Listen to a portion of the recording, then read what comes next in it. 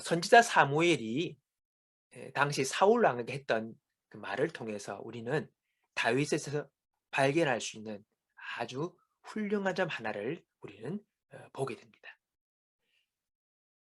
그것은 하나님의 마음에 그가 합한 자였다는 것인데 사무엘상 13장 14절에 이렇게 말합니다.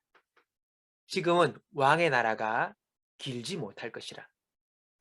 여호와께서 왕에게 명령하신 말을 왕이 지키지 아니하였으므로 여호와께서는 그의 마음에 맞는 사람을 구하여 여호와께서 그를 그의 백성의 지도자로 삼으셨느니라. 예, 사무엘이 사울 왕에게 한 말이죠. 그 후에 선지자 사무엘은 이새의 집으로 갑니다. 거기서 많은 형제들 가운데 막내인 다윗에게 기름을 부어 왕을 삼지요. 성경은 말합니다. 그날 이후로 주의 영께서 다윗에게 임하시니라. 그때부터 다윗의 삶에 하나님의 특별한 보호와 인도가 시작되었던 것이죠. 하나님의 영이 임했습니다. 하나님께 대한 온전한 마음과 또 그분을 뜻을 완전히 기꺼이 행하려는 그 마음을 갖고 살아가는 것은요. 하나님이 성도에게 주신 큰 축복 중에 하나입니다. 이것은 굉장한 축복이지만은 그러나 이 축복은 저절로 되어지는 것은 아니라는 것을 우리가 또 알아야 합니다. 주의 은혜 받으면 되는 거 아니가? 아니요. 그 은혜가 임할 때에 오늘 우리의 반응이 필요합니다. 사람은요. 자기 자신만의 생각과 그의 의지를 가지고 있는 거예요. 흔히 말하는 자유의지가 사람들의 마음이 있어요. 그래서 우리가 저절로 신앙에 성숙되지 아니하고 신앙이 자라는 것이 아니라는 것입니다. 우리는 분명히 알아야 할 것이 있습니다. 하나님은요. 다윗보다 먼저 사울을 택하셔서 그에게 선한 마음을 주셨다는 것입니다. 그러나 사울은 하나님을 온전히 따르지 않았다는 것입니다. 사울이 선지자 사무엘을 처음 만났을 때에 성경은 하나님의 영이 사울에게 임하여 그가 선지자들과 함께 예언을 했다라고 말합니다. 하나님의 영이 사울에게 임해요. 큰 은혜를 받아요. 그리고 예언을 합니다. 하나님의 마음이 그를 감동시키신 거죠. 그런 은혜를 받았던 사람이 사울입니다. 그런 사울이 자기 마음을 온전히 지키지를 못했다는 것입니다. 지키지 않은 것이지요.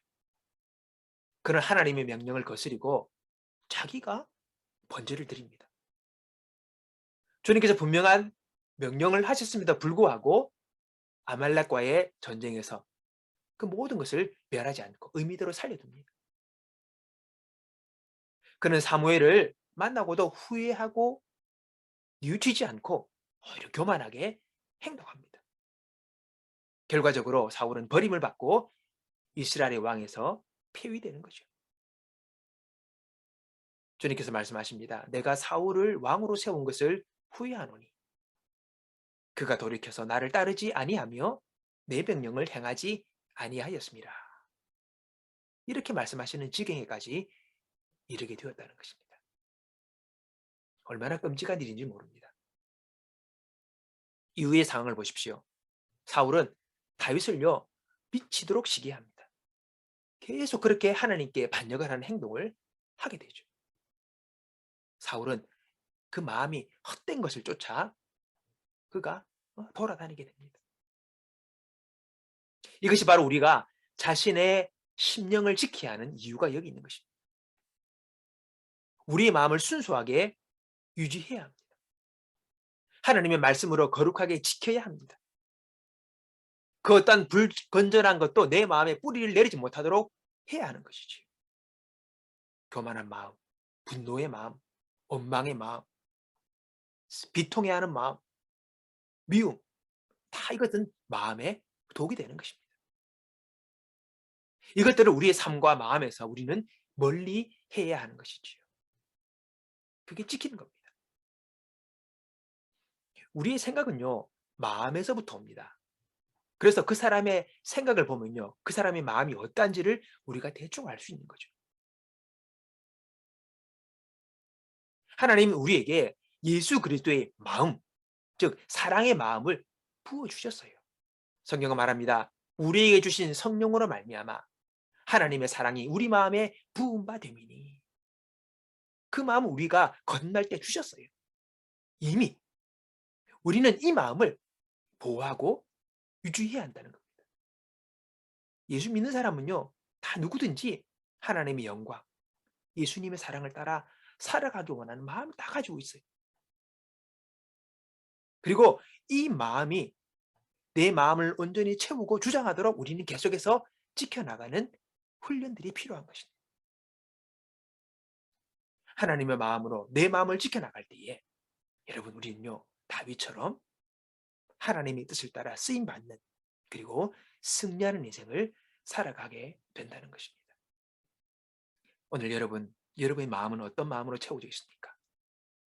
혹시 세상의 헛된 마음이 여러분의 마음을 많이 주장하고 있지는 않습니까? 마음을 많이 혹시 뺏기지 않았습니까? 회복되어야 합니다. 그리고 지켜야 합니다.